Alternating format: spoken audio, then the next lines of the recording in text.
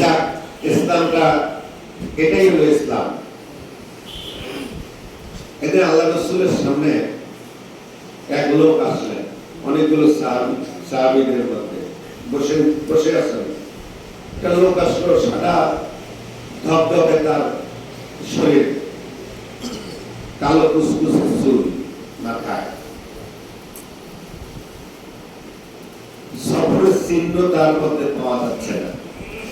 রূপবাহী আলা রূপবাহী, রাসূলের হাঁটুর সাথে হাঁটু লেগে বসে গেল।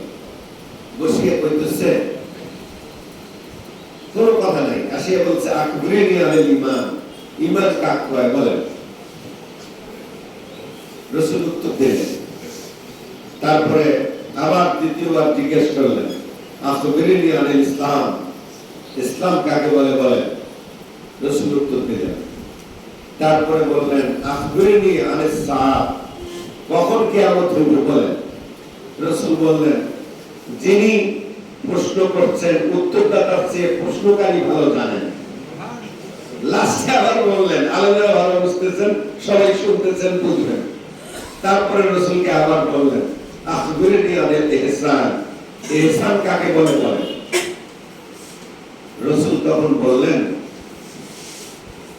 তুমি যার ইবাদত করছো, তুমি তাকে দেখতে পাচ্ছ না, কিন্তু তিনি তোমাকে দেখতে পাচ্ছেন। আমাদের কাজটা হবে, প্রত্যেক কাজ হবে আল্লাহর সন্তুষ্টির জন্য। আমার সেজদা হবে আল্লাহর সন্তুষ্টির জন্য, আমার দাওয়াত হবে এই প্রতিষ্ঠার জন্য, আমার চলাফেরা হবে সোজা বীরের মতো। টার্গেট থাকবে ইসলামের জন্য, বিজয়ের দিনে, বিপ্লবের দিনে যুদ্ধ ময়দানে এগিয়ে যাওয়ার জন্য। যুদ্ধ ময়দানে আন্দাজি গেলেই কেউ শহীদ হবে, এটা হলো ভুয়া কথা। আল্লাহ যার ভাগ্যে শাহাদাত লিখেছে তিনি শহীদ হবেন, তবে শাহাদাতের তামান্না সবার থাকতে হবে। আপনাদের আছে তো ইনশাআল্লাহ? ইসলাম ঈমানের দাবি। তাহলে ওই হাদিসটা পড়ে নেবেন, আখবিরনি আনিল ঈমান, আমানতু বিল্লাহি ওয়া মালাইকাতিহি ওয়া কুতুবিহি ওয়া রাসূলিহি ওয়াল ইয়াউমিল আখির ওয়াল কদরি খাইরিহি শাররিহি মিনাল্লাহি তাআলা ওয়াল বা'সি বা'দাল মাউত। ওখানে উত্তরগুলো দেওয়া আছে, এইজন্য ওই হাদিসটা পড়তে হবে। যখন লোকটা চলে গেল, ওমর রাদিয়াল্লাহু তাআলা ছিলেন ওখানে, আর বড়রা করছে হযরত ওমর রাদিয়াল্লাহু তাআলা। রাসূল বললেন, হাল তা'রিফু রাজুল, তুমি ওই লোকটাকে চেনো? বলছে, না চিনি না। তো হাজা জিবরাইল আলাইহিস সালাম, তিনি এসেছিলেন জিবরাইল আলাইহিস সালাম। সুবহানাল্লাহ। কার সামনে আসছে? রাসূলের সামনে আসছে, সাহাবীদের সামনে আসছে। কেন আসছে? ইউআল্লিমুকুম দীনান, প্রশ্ন করে করে তোমাদের দ্বীন শিক্ষা দেওয়ার জন্য এসেছেন। বলেন সুবহানাল্লাহ। সুবহানাল্লাহ। সেই দ্বীন আজ পর্যন্ত আমাদের কাছে জিবরাইল আলাইহিস সালাম নিয়ে এসেছেন মানুষ রূপে। যদি সে সময় বেঁচে থাকতাম, ওই সাহাবীদের মধ্যে আমরা কেউ থাকতে পারতাম, খুব ভালো হতো না, জিবরাইলকে দেখতে পারতাম। যাই হোক, ঈমানের দাবিটা অনেক বড়। তার আগে আন্দোলন। আন্দোলন মানে হচ্ছে নড়াচড়া করা, মুভমেন্ট। আরবিতে বলা হয় হরকত। ছোট টাকার বক্তব্য বলছি, হরকত किस तरह कहते हैं कि हरकत उसको कहते हैं जेर जबर पेश को हरकत कहते हैं। যারা আমার চেয়ে বয়স বেশি ইনি বলতে পারবেন, উর্দু দিয়েছিল, আমি পেয়েছি হয়তো একেবারে ছোটকাল, শিশুকালের পর। তখন তো সারা দেশে ছোটকালে বক্তব্য দেওয়ার প্রচলন ছিল, বক্তব্যই মুখস্থ হয়ে গেছে। তারপরে অন্তত তো বাংলা পেলাম, তারপরে এখন বাংলাই চলছে আলহামদুলিল্লাহ। তাহলে যিনি ইসলামী ঈমানের দাবিটা কি? ইয়া আইয়ুহাল্লাযীনা আমানু হাল আদুল্লুকুম আলা তিজারাতিন তুনজিকুম মিন আযাবিন আলীম তু'মিনুনা বিল্লাহি ওয়া রাসূলিহি ওয়া তুজাহিদুনা ফি সাবিলিল্লাহি বিআমওয়ালিকুম ওয়া আনফুসিকুম যালিকুম খায়রুল লাকুম ইন কুনতুম তা'লামুন। ঈমানের দাবি হচ্ছে ইসলাম প্রতিষ্ঠার জন্য ব্যবসার সাথে তুলনা করা হচ্ছে। আর এটা হচ্ছে যদি ইমানদার কেউ দাবি করে এই কাজটা তাকে করতেই হবে। টার্গেটটা কি? তুনজিকুম মিন আযাবিন আলীম, কঠিন আযাব থেকে মুক্তি পাওয়ার জন্য ইসলামী আন্দোলন করতে হয়। তাহলে ইমানের দাবি হচ্ছে ইসলামী আন্দোলন না করলে নাজাত পাওয়া যাবে না। দ্বিতীয় নম্বর ঈমানের দাবি ইয়া আইয়ুহাল্লাযীনা আমানু কু আনফুসাকুম ওয়া আহলিকুম নার উইদ্দাত লিল কাফিরিন। ঈমানের দাবি হচ্ছে পরিবারটাকে দোজখের আগুন থেকে বাঁচানো। কথা বলেন ঠিক কিনা? যারা নামাজ আদায় করি আমরা, ঈমানের দাবি ইয়া আইয়ুহাল্লাযীনা আমানু ইযা কুনতুম ইলাস সালাত ফাগসিলু উজুহাকুম আখির আয়াত। যারা নামাজ পড়লেন ঈমানদারদেরকে ডেকে আল্লাহ বললেন যে তোমরা নামাজের দাঁড়ানোর আগে কি করবে? উযু করবে। কথা বুঝে যায়? ঈমানের দাবি হচ্ছে কোন আনসারুল্লাহ, তোমরা আল্লাহর সাহায্যকারী হয়ে যাও। ঈমানের দাবি হচ্ছে ইনফাক ফি সাবিলিল্লাহ, তোমরা আল্লাহর রাস্তায় ব্যয় করো। ঈমানের দাবি হচ্ছে মিম্মা রাযাকনাহুম ইউনফিকুন, তুমি যা অর্জন করো তা থেকে আল্লাহর পথে দান করো। ঈমানের দাবি হচ্ছে ইউকাতিলুনা ফি সাবিলিল্লাহ, আল্লাহর পথে সশস্ত্র সংগ্রামের প্রয়োজন হলে আমরা সেটা করব। আল্লাযীনা আমানু ইউকাতিলুনা ফি সাবিলিল্লাহ ওয়াল্লাযীনা কাফারু ইউকাতিলুনা ফি সাবিলিত তাগুত। রাজি আছি তো ইনশাআল্লাহ? ইনশাআল্লাহ। এরপরে ঈমানের দাবি হচ্ছে ইয়া আইয়ুহাল্লাযীনা আমানু, হে ঈমানদার বান্দাগণ, ওয়ালা তালবিসুল হাক্কা বিল বাতিল ওয়া তাকতুমুল হাক্কা ওয়া আনতুম তা'লামুন ওয়া আকিমুস সালাহ ওয়া আতুজ যাকাত ওয়ারকাউ মা'আর রাকিঈন আতামুরুনা আন-নাসা বিল বিররি ওয়া তানসাউনা আনফুসাকুম ওয়া আনতুম তাতলুনাল কিতাবা আফালা তা'কিলুন।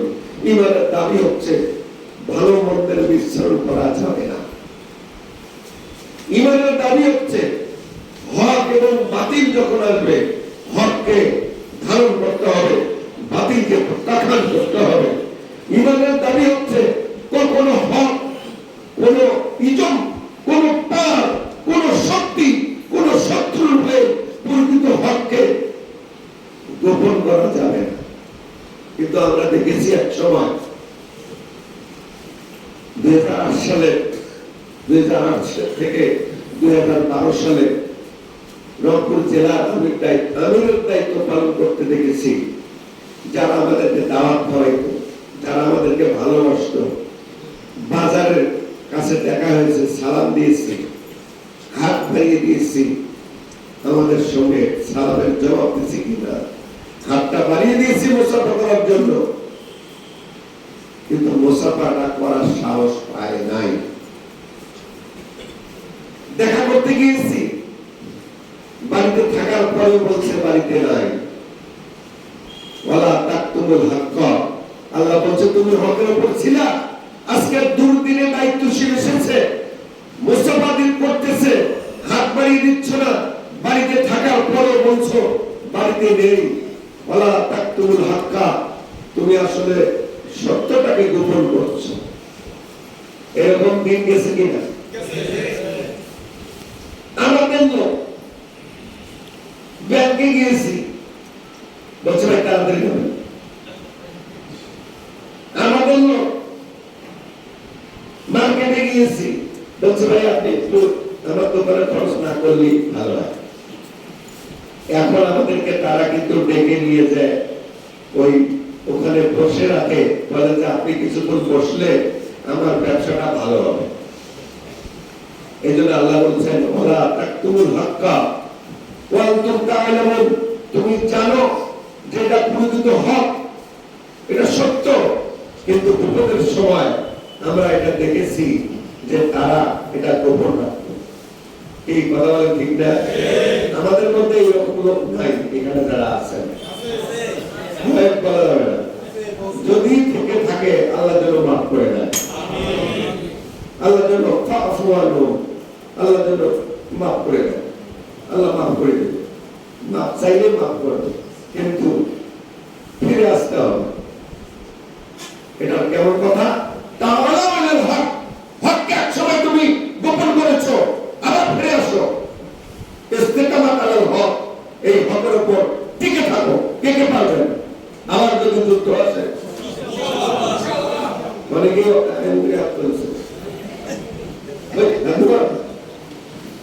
এরকম করে তোলা যাবে না। আল্লাহ আকবার। ইমানের দাবি কি? গোপন করা।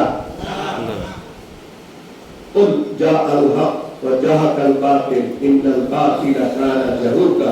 ইমানের দাবি হচ্ছে এই কিতাবকে মানা। আল্লাহ বলেন কুল জাআল হক ওয়া জাহাকাল বাতিল, একদিন সত্য আসবে, হক আসবে। এই হকপন্থী কখনো বাতিলের হুঙ্কারে আর মামলার ভয়ে আর বিভিন্ন যন্ত্রণার ভয়ে হককে প্রতিষ্ঠিত করতে পারে? জায়েজ আছে? শব্দটা আসতে হলো, বুঝেন নেই? কুল জাআল হক, সত্য প্রতিষ্ঠিত হবে, ইমানদারদেরকে বলা হচ্ছে। ওয়া জাহাকাল বাতিল, মিথ্যা বিতাড়িত হবে। কিন্তু যখন সত্যকে প্রতিষ্ঠিত করতে গিয়ে বাতিল চড়া হয়, এমন অবস্থায় টিকে থাকার মতো আমার সম্মানিত সহযোগী সদস্যের হিম্মত আছে কার কার? ছাত্র শিবিরের নেতা ছিলাম তো, আমার সঙ্গে এখানে যারা আছে অনেকেই চেয়ে সুদিনে বলে জিহাদ জিহাদ জিহাদ চাই, জিহাদ করে বাঁচতে চাই, মল্লের শহীদ বাঁচলে গাজী, আমরা সবাই লড়তে রাজি। একদিন দেখলাম ভালো সময় এটা ছিল, আর একদিন বলতেছে ওরাই জিহাদ জিহাদ জিহাদ চাই, জিহাদ লাগলে আমরা পালাই।